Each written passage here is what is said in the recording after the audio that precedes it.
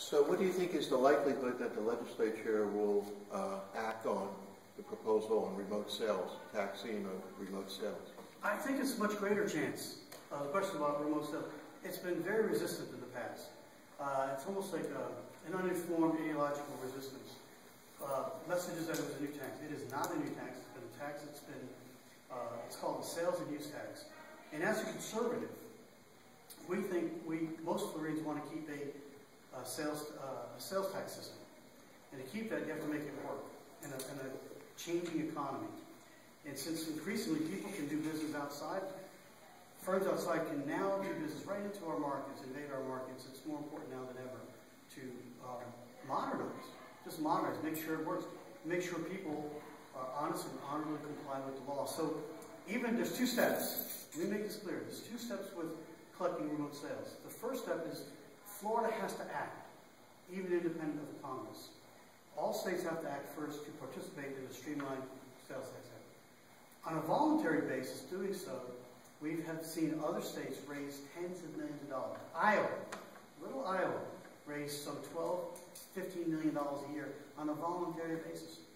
That would be more than, proportionally more than the $50 million we think Florida would earn here on a volunteer.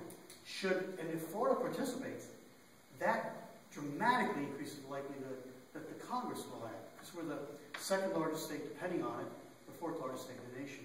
So it's increasingly important because we're now having not only other remote sellers from other states, we're having remote sellers from outside our country that are invading our market.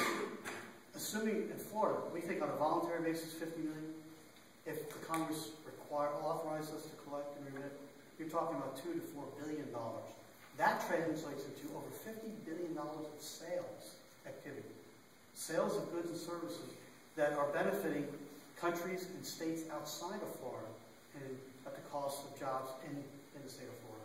So I think from the issue of job creation, from the issue of fairness, from the issue of trying to make this our sales tax system work so we do not have to consider property taxes or some other kind of income taxes or some other impact on Floridians. Let's make the taxes we have work, as well as some other areas we've talked about. Use our professional CPAs, use the different systems we have to allow them to help collect taxes more efficiently at lower cost and at a much greater level of